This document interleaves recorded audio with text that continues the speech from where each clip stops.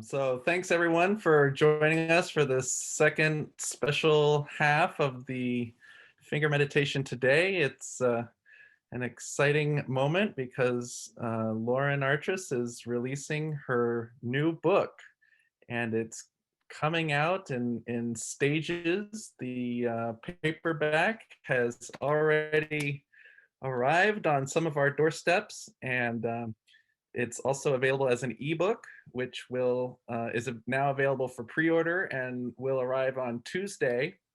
And it's also coming as a audiobook uh, later this month once the audio book is approved and passes the quality control. So there's 3 different versions of The Path of the Holy Fool, How the Labyrinth Ignites Our Visionary Powers. And we thought to celebrate the release that Lauren could share some about the creation of this book today and read from it herself. And Kelly Hazen, who's the narrator of the ebook, of the audiobook, is going to ask Lauren a few questions about her work, because Kelly has spent the last 3 weeks reading it aloud and knows the book probably as good as anyone, as most of us haven't had the chance to dive in yet. I can't wait to dive into this because it's really arriving at the perfect time in this time of turning, the great turning. So Great, Lars. thank you, everyone. Thanks. Great. And so we'll keep an eye out for Kelly coming in, but like, let me say a little bit about the book and the timing. Many of you over the years have heard me talk about the Grail story, the Grail legends. I've told it a lot at Chart, and there's so many different angles to the story. It's something that kind of captured my imagination back in 2005 at a Labyrinth Society gathering. A woman named Liz Warren told it verbally, the story. And it captured my imagination then. But what it did for me was help me find a way to be able to articulate what I was learning in the labyrinth. I think the labyrinth is a great teacher about the imagination. And the emphasis on the subtitle, I think, is equally important as the title, How the Labyrinth Ignites Our Visionary Powers. And so I say this book has been in process 18 years. That's true. The story hasn't been, but since I began to work with the labyrinth, and I know here I'm kind of preaching with the choir, right? A lot of us have had really important experiences in the labyrinth. And so that kind of piqued my interest. Well, how come? How come? What's that about? And they were always sparks of the imagination, insights, a still small voice, all of that. And so being able to articulate that, and through the images of the Grail story, the Grail legend, and the Grail legend started, they were early collected in about 1180 in France, and then about 1208 in Germany. And this is the time that all the labyrinths were being put in to these great Gothic cathedrals. As you know, of the 80 buildings that went up, 23 of them had labyrinths. And so the question of why, and isn't that an interesting parallel? So I'd like to read an excerpt of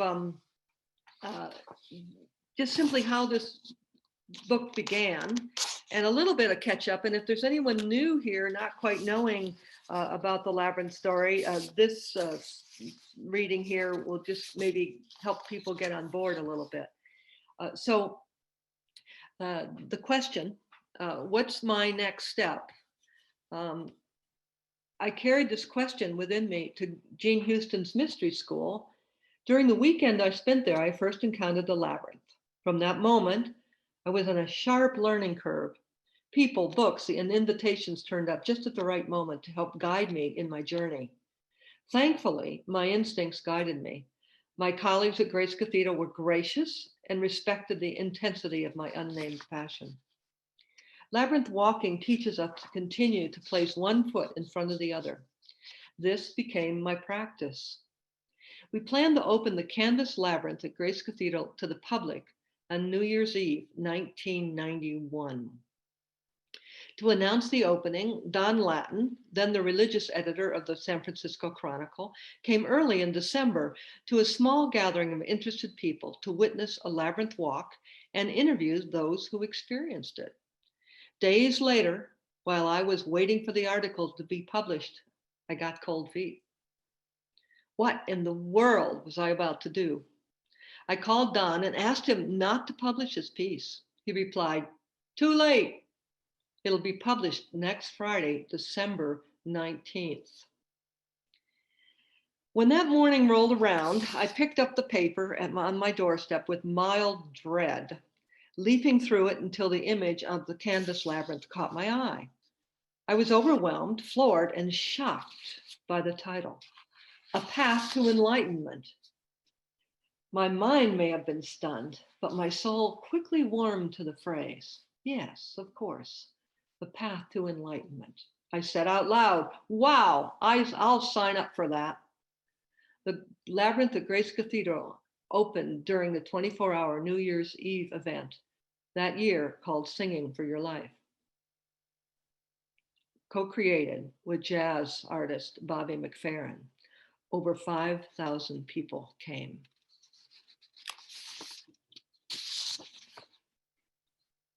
So, as that began, and as the work began to unfold at Grace Cathedral, first of all, I have to say how lucky I was, and how important it was to be able to be at Grace Cathedral and be positioned there. And some of you know the story. It was all a fluke. It all just happened. It all just unfolded.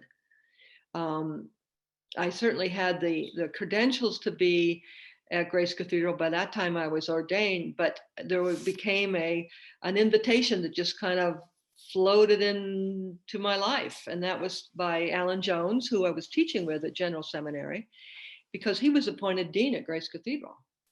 And he turned around and said, come on, come to San Francisco and be the canon pastor. And that's how a lot of this started. So I talk about that in the book because it isn't by chance. And I know, again, that so many of us experience synchronicity. I mean, show of hands, how many people have experienced synchronicity when working with the labyrinth? Yeah. And so the book also asks, what's that about? How does that happen? How come things just line up? And so I do tell the story, and there are several stories in the book about, well, first of all, I identify with Parsifal. Geez, Parsifal, right? I mean, you think, at first I thought he's this kind of clumsy boy, patriarchal story, trying to find his way to be a man.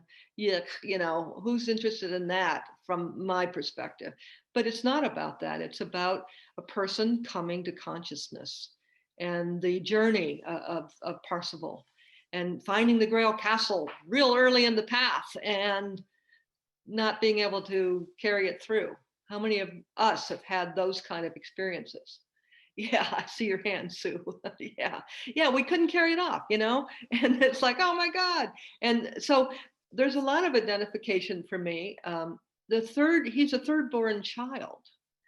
And archetypally, the third-born child is a simpleton. I'm a third-born child. I'm looking at my sister here, who's the firstborn.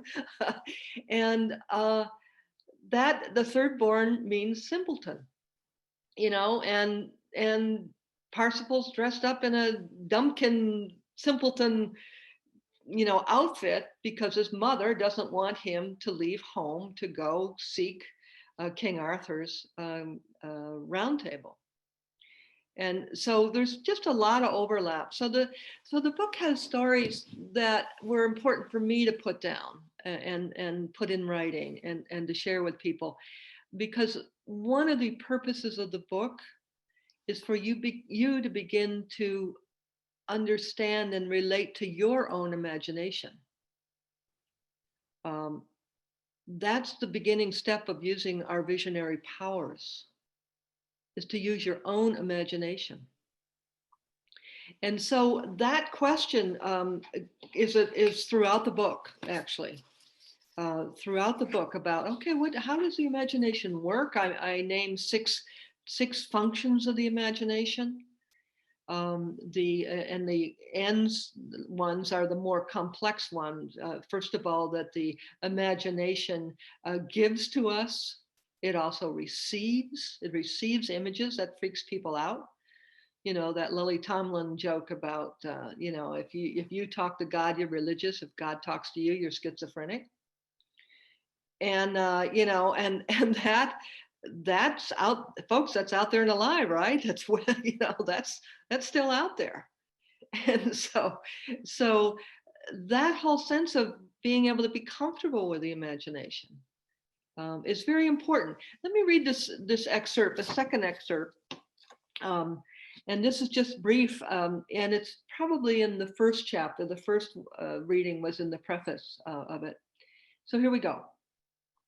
The imagination is difficult to pin down or study in any meaningful way. It is uniquely configured, shape-shifting capacity, not inclined to submit to static analysis.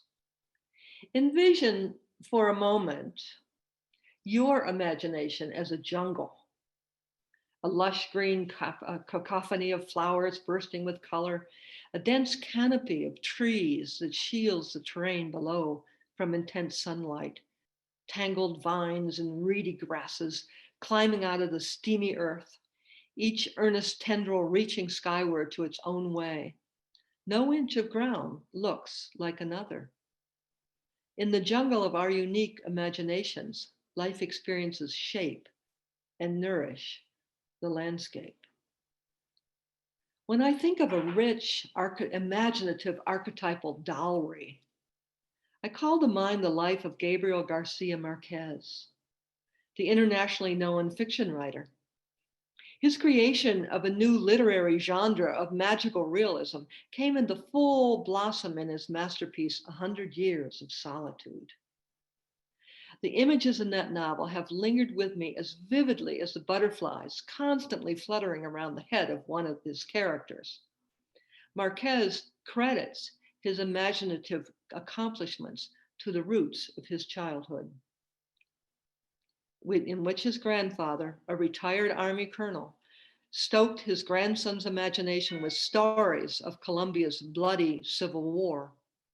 His grandmother told him ghost-filled folk tales, stirring the imaginative brew from which he wrote his novels for audiences worldwide. So that sense of being able to reflect on our own imagination and see, you know, sometimes we're just spinning in the mud and we get repetitive images, all of that. And then the book really turns toward what are we imagining for ourselves as a future.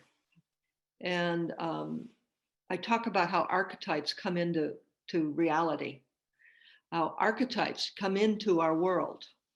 And I take three examples, two more pleasant than the first. The first is about the zombie archetype. Have you ever thought about the zombie archetype? Oh my God. Why in the world are we talking about and watching movies about half-dead people eating the brains of people so they can remain half dead? I mean, you know, what is that about? Well, I try to answer that in the book. I do. I try to answer that. What's it signaling for our culture? Other archetypes, of course, the Labyrinth, you understand, is an archetype that's entering our consciousness. But to be more vivid so people can get a hold of it, I talk also about Wonder Woman, you know, the goddess of the Amazon nation, right? And also the Black Panther. That these two images coming, believe it or not, they're coming from Marvel comic books. So again, the question, well, how do archetypes enter our thinking? How do they enter our imagination? What are we doing in the theater of our imagination when we allow zombies in, or, you know, and there's positive archetypes and there's negative archetypes. And so we need to kind of reflect on what we're letting in. Now, the image from the Grail story of the Wasteland is a really important image in the book. T.S. Eliot defines the wasteland as a heap of broken images, a heap of broken images. And I think that's really an apt image for our time. I mean, we're out there like fish, in the water, chasing little shiny objects everywhere we go. And we're distracting ourselves so much that we're swimming in a heap of broken images. But at the same time, the broken images, what are they speaking to us? So there's self-reflective exercises in the book at the end of each chapter. And one is to sit down in your TV at night, or maybe your cell phone, or whatever way you receive your news and things like that, and just document the images you see. How many explosions do you see on the TV at night? Especially after 9 o'clock, maybe 10 o'clock, when the kids go to bed, supposedly. And one of the archetypes that's come into our culture, besides the three I've just mentioned, is Gotham City. And Gotham City is a wasteland. And Gotham City, we can see on our TVs when we look at the ancient city of Palmyra being destroyed by ISIS, the giant Buddhas being destroyed by the Taliban. There's these great pieces of religious art. Why? Because they're seen as idols. And so in the book, I venture into that the iconoclast controversy is the formal name, but I'm not trying to be real academic in this book. But there's a huge conflict that's always been with us in the Western culture between images and idols.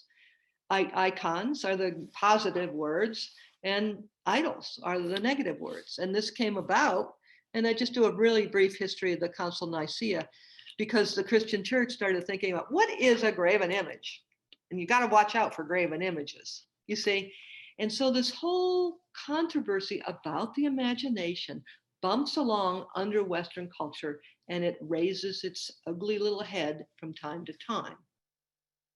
And many of us know, and we talk about this in our training, how come some people think that the labyrinth is a symbol of the devil?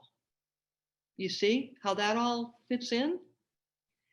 And maybe that's new to some of you, but that probably has somewhat been laid to rest now. But in the early days of labyrinth work, some people were actually, and some are still, afraid of the labyrinth. And again, this is all in the book, but that's because the labyrinth has this kind of alluring archetypal pull. Now, and I am talking about specifically the Chartres labyrinth. I certainly honor other labyrinths as well, but the Chartres labyrinth is the one that I know the best. The Chartres labyrinth is really my heart song. And that doesn't mean other labyrinths don't have archetypal pull and all of that. And when I talk about that, about the labyrinth holding a field and having it be a safe container. And then that releases our imaginations to be able to venture into new territory, new land. So idols, icons are the positive part, and we use icons in our language every day now because of computers. You click, and you open an icon and it leads you to something else. And that's what an icon does. So I mentioned icon painting from the Eastern traditions.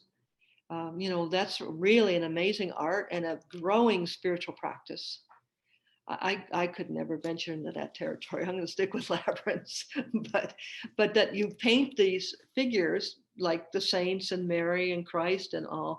And so as the viewer, their eyes move with you. So you get this feeling like they're really with you on the journey. And so icons are seen as the positive thing. But the culture, because of this conflict, has set these two things up.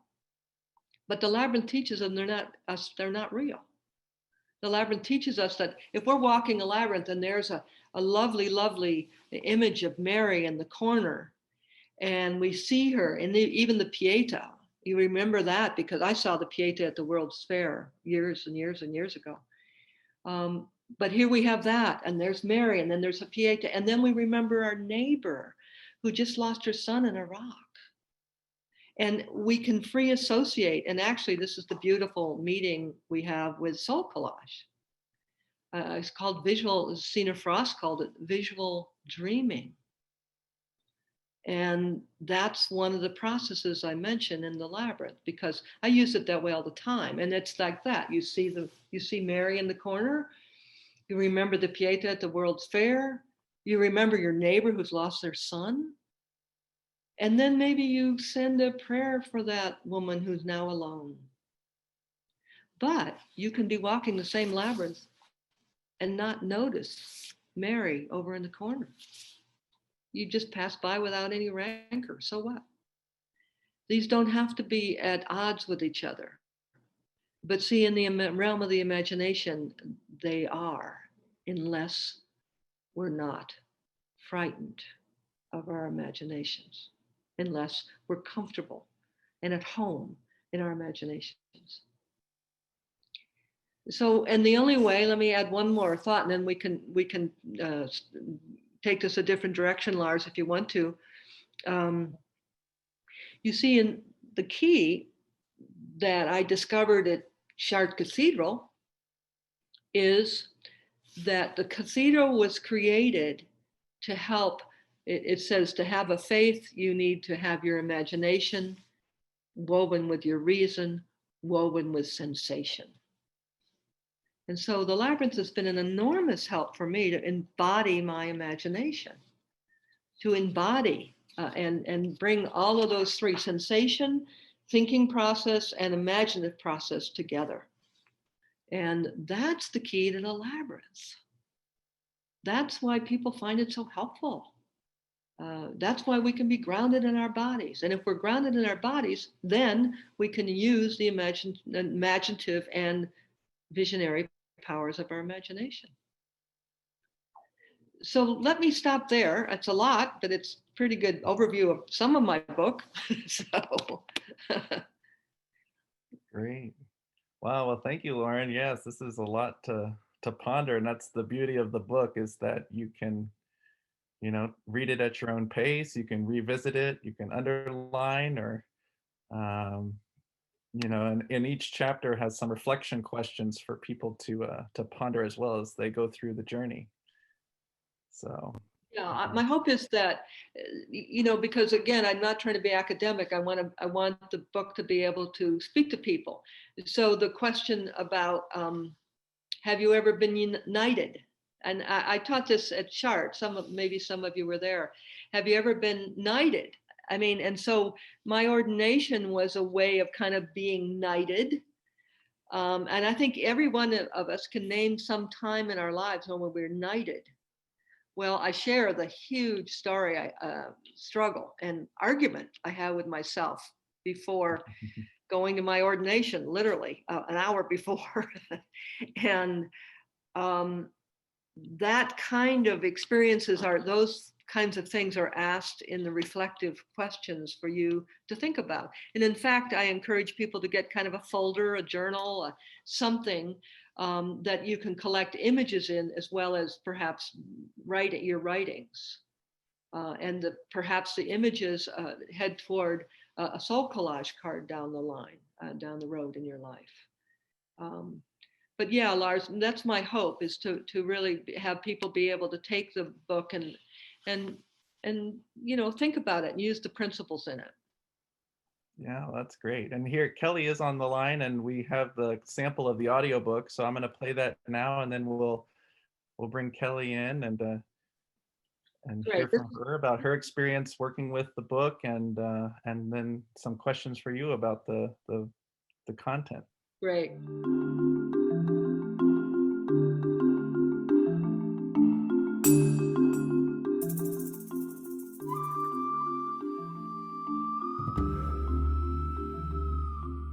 A growing body of research supports what spiritual contemplatives have known for millennia, that the human capacity for imagination not only shapes our minds, but also weaves the fabric of reality itself.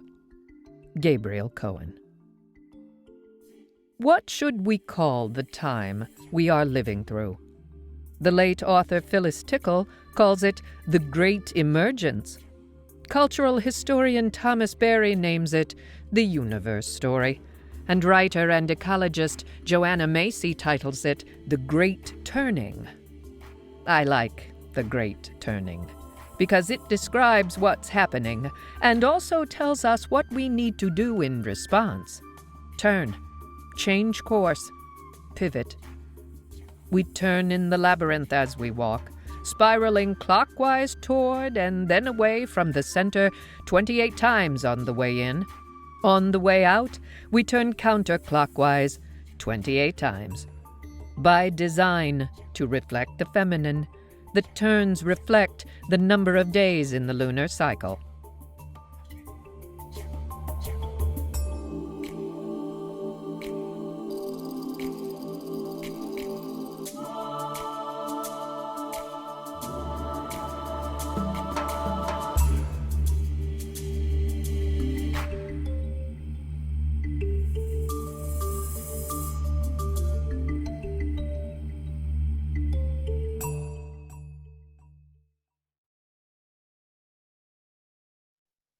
That's great work, Lars. Thank you. Sure. Well, it's been my joy to help, bring this work out into the world and spread the good word of the Labyrinth. And I've been so inspired by walking a sacred path. It's really exciting to have this new book here. So the narrator for the audiobook is Kelly Hazen, and she's here with us. And hi, everybody. Hi, Kelly. Hey, Kelly, there you are. Yay. She's with Storyteller Productions, and not only did the audiobook, but helped to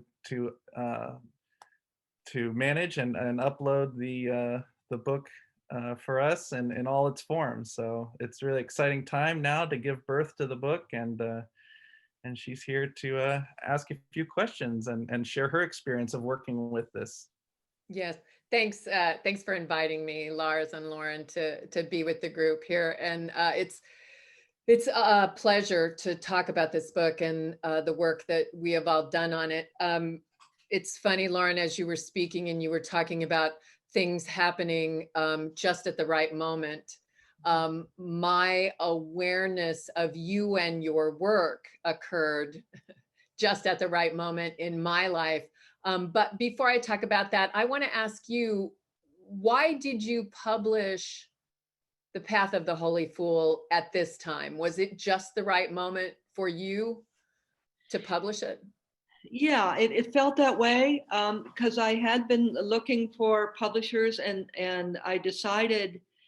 Actually, I was greatly relieved once the pandemic started that I hadn't published it. It was like, oh my God, if I published the book then, it would be, kind of passé. But so I, that sent me back to rewriting some parts and things like that. But it felt like it's just the right time.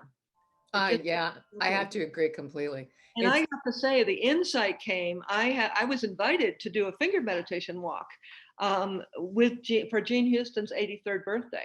So it was the first time I wasn't leading a finger meditation walk, and I had a really significant experience. And it was like, publish the book. and that sent me in. I connected with a friend to give me guidance, Kathleen Martin. I don't think she's on this call, but and it just went from there. It's funny because our timing was great. Your timing was great. And it's exactly that message. I think it was around my introduction to you and to Lauren for everyone was walking the sacred path. And my father had passed away, and I was I think actually in one of your two books you talk about how a significant event, a life-changing event like that can really stir us to question where we are and what are we dedicated to and what do we believe in. And so for me, that particular event sparked me to start asking those questions.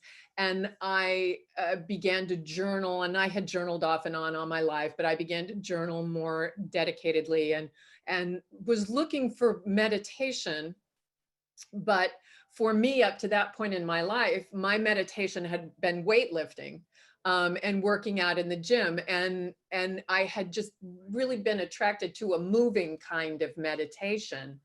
And, and it came to me, I mean, it's not that you can't lift weights all your life, but there's a point at which spending 2 hours in the gym is like, I'm not going to do that anymore. And so I discovered the Labyrinth and read about the Labyrinth. And my wonderful husband gave me Walking a Sacred Path for my birthday.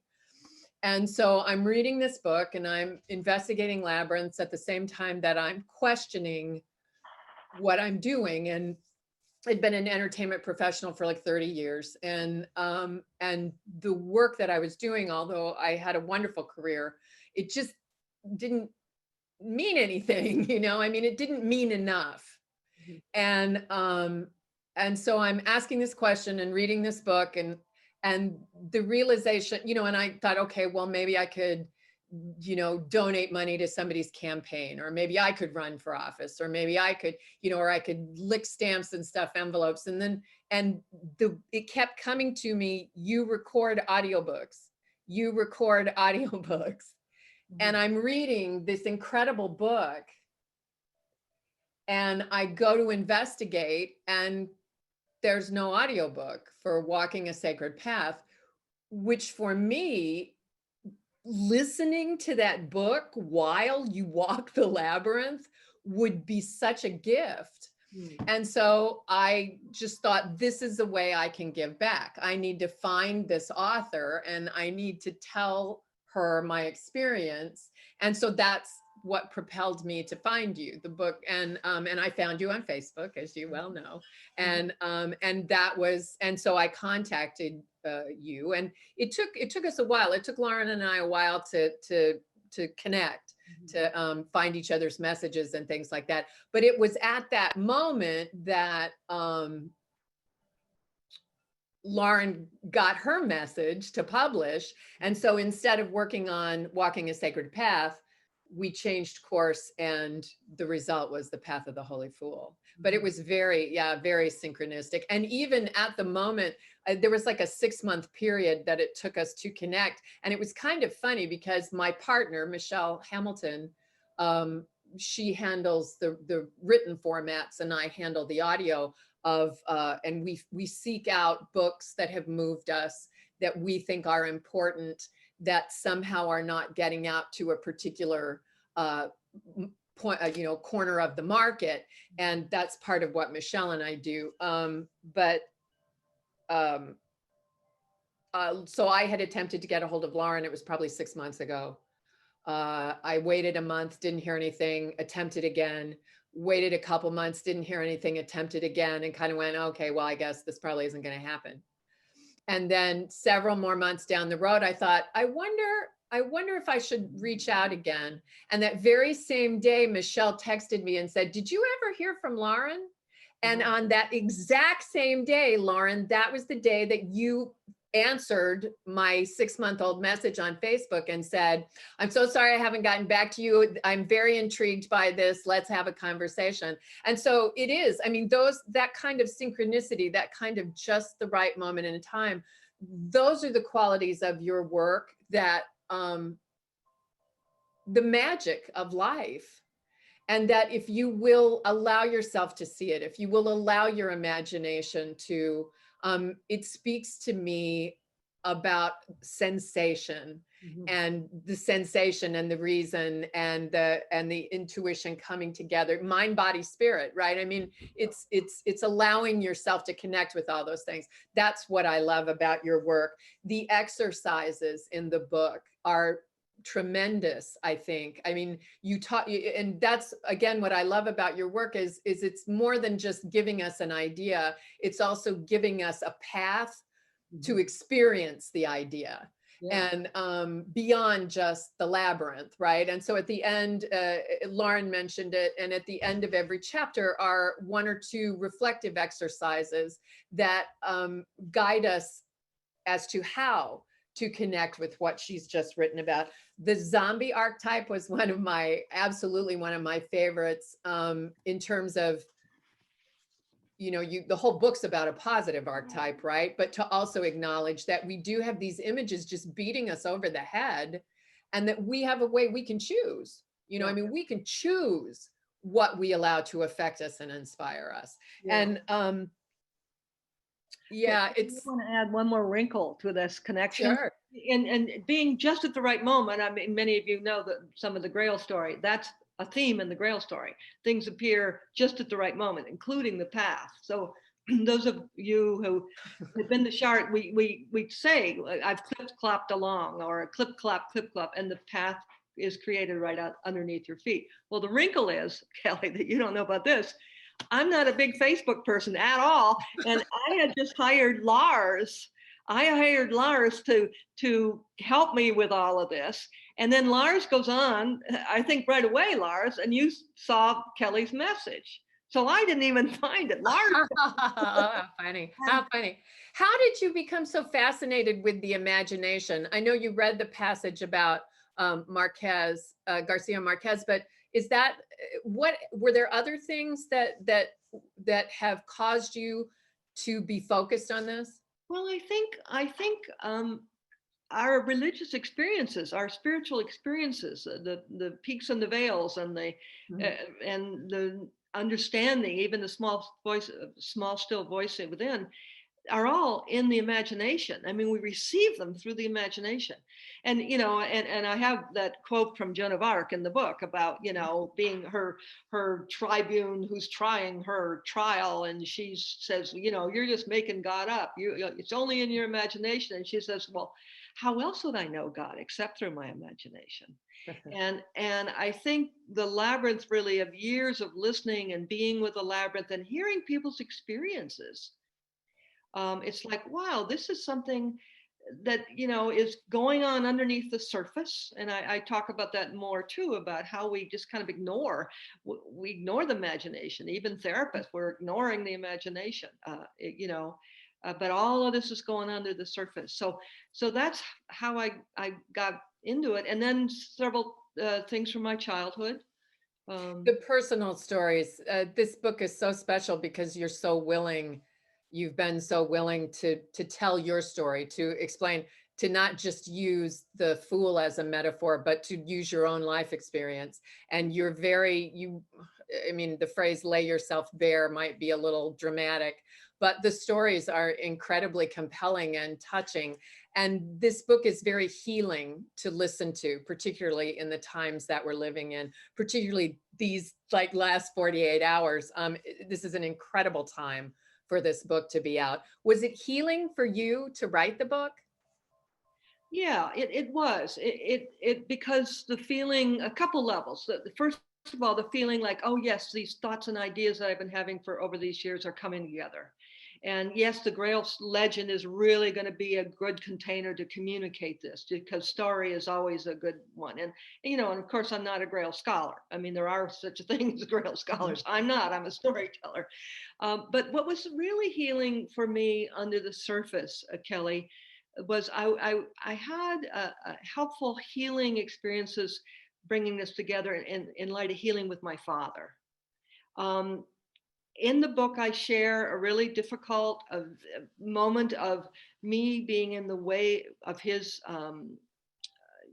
his rage, just raw rage.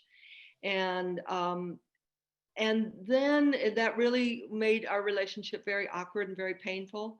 And this is in the dynamics of woundedness, because woundedness is an important metaphor in the Grail story. The Grail King is wounded, right, from battle, and he's wounded in the groin.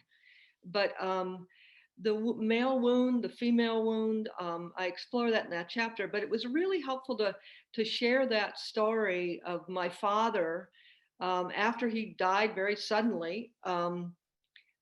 My sister Llewellyn showed me this essay of "Do Wild Creatures Think?" And you see what I'm doing in the book, and I do want to say this piece because I left people off at Gotham City here. I'm proposing the archetype that's rising, is rising as Earthrise. And this comes from the famous, 1968 Christmas Eve photo of the whole planet Earth seen out in the universe. And that Earthrise, as Joseph Campbell says, is a founding myth of where we're going.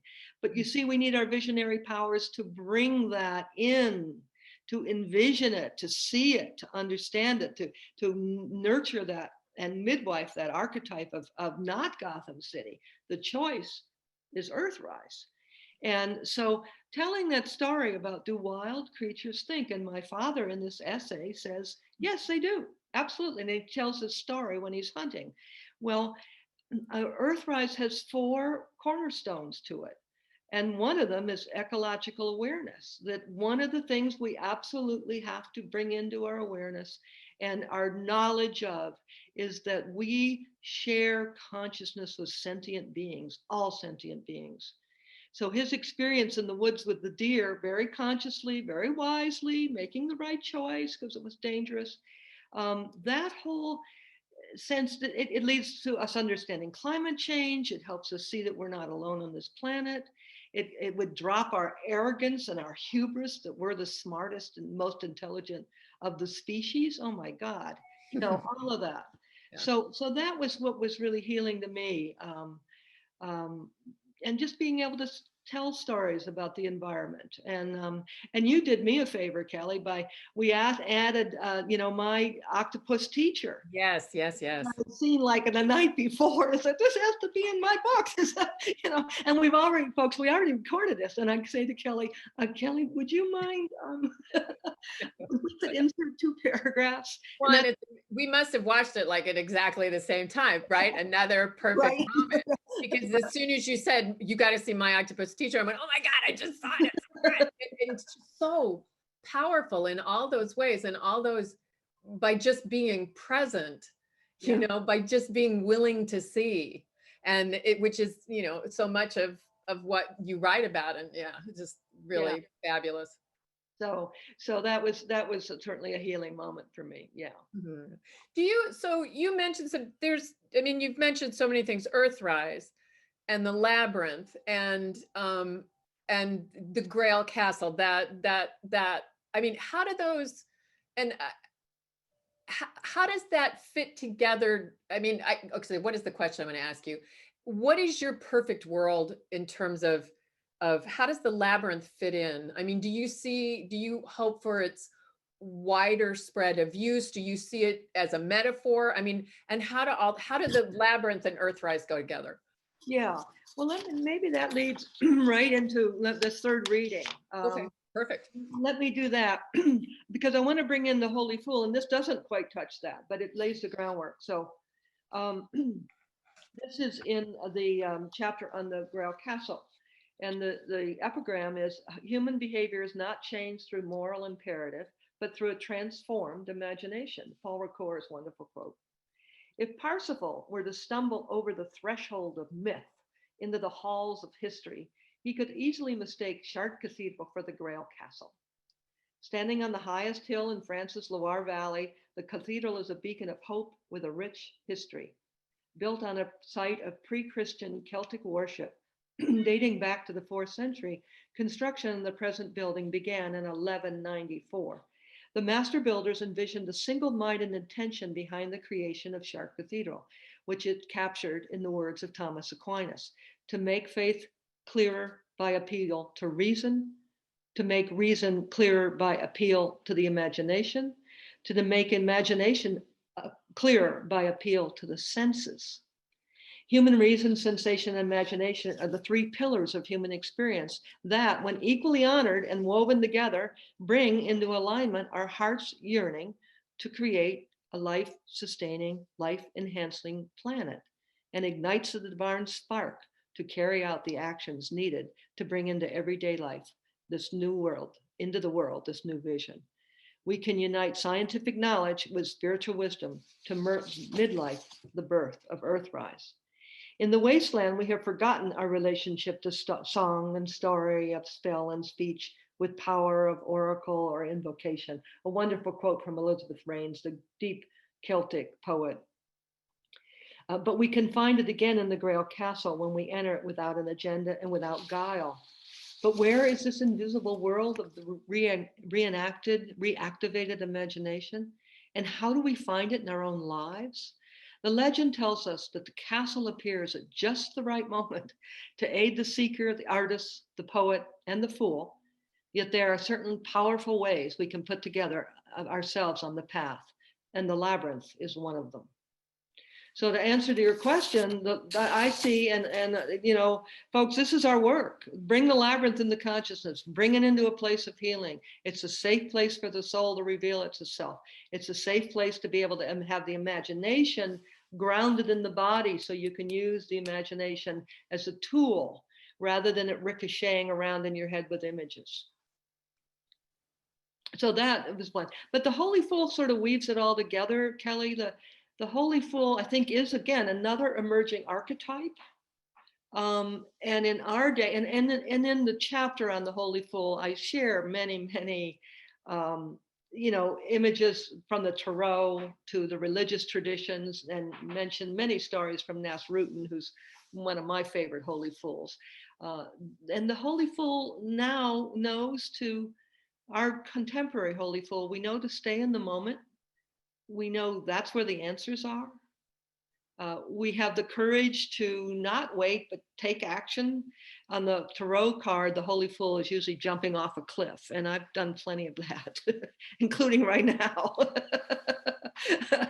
So that whole sense of the Holy Fool kind of seeing, and I think Mary Clear is a wonderful Holy Fool. So in the chapter on the Holy Fool, I mentioned about this wonderful woman, Scottish woman, who created eventually, and maybe perhaps people have heard of it, in Incredible Edible, feeding people from food on public land. So she's a delight to combine all the 4 elements: participatory spirit, ecological awareness, social justice, for sure, and personal accountability. Those 4 pillars of the Earthrise vision.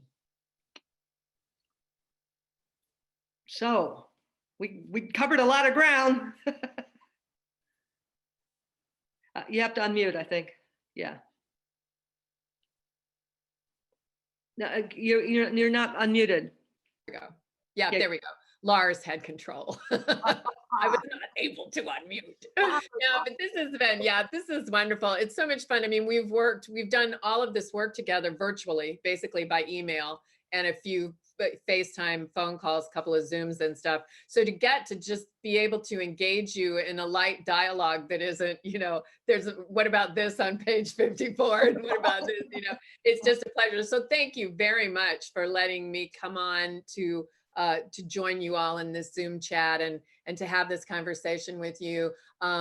It's just, I'm excited about this book and the audiobook, all of it. I think just like walking a sacred path, the opportunity to combine listening to it and actually taking the walk I would think would certainly, I mean, for me, I can't wait to do it. And it certainly is just such an opportunity. It's a moving meditation. It's a guided meditation, a guided labyrinth walk is what it is. And I'm very proud of the work. I'm very excited for you, Lauren, to have this released into the world. And personally, I just want to thank you for being so brave and courageous to write this work, to just lay it all out there, your experiences and your opinions. And I think it's great. And thank you very much. Well, and thanks for being here for sure. You and bet. I just got my copy just today, just minutes ago, just as I sat down. So I want to say Annika Moore, formerly Ann Bull, is the person who designed this amazing cover. And so her work is just really fine. So it's really been a privilege, and it's been a great team. The whole production team's been great. Good. Really. So let me turn it back to you, Lars. What's happening? Where are we in all this wonderful? Well, it's been lots of positive feedback. So thank you, Kelly, very much for your questions of Lauren and sharing your meeting of her and the alignment there. That was so fascinating, how it all came together here at this moment, which is such an incredible one in our in our lives. And usually we go through these moments kind of individually, these times of upheaval and transformation, and people come to the Labyrinth, you know, at these, but now at this time in our world, it seems like we're all going through this upheaval and this moment. And so now we have the opportunity to not only, you know, go through a personal transformation, but to try to go through this global transformation together. So this book is a real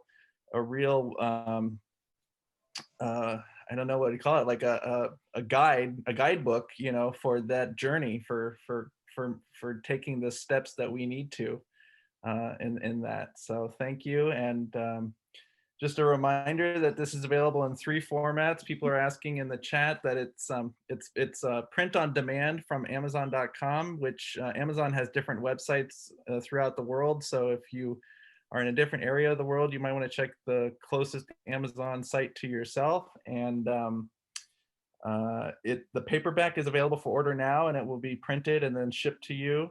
The ebook is available for pre-order right now, and that will be delivered on Tuesday to your digital device for digital reading.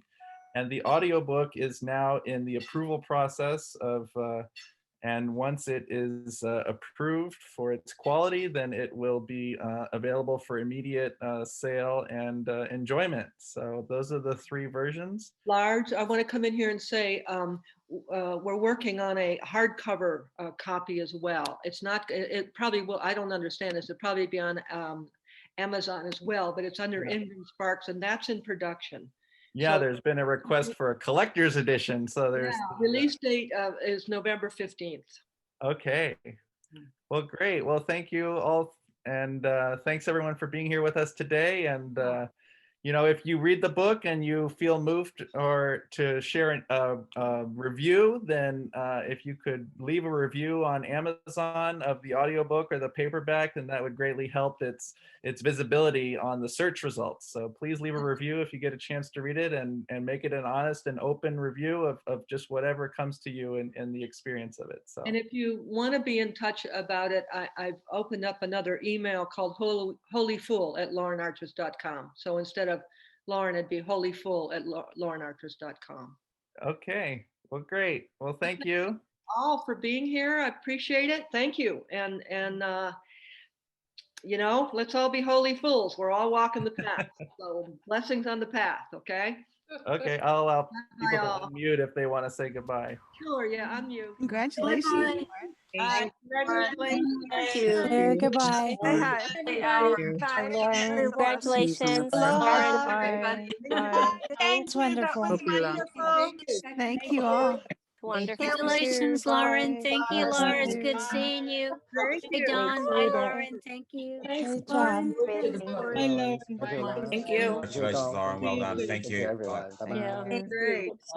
Thank you, Lauren. Congratulations. It's wonderful. Glad you Bye. Yes, congratulations on a work well done. Thank you. Bravo, bravo.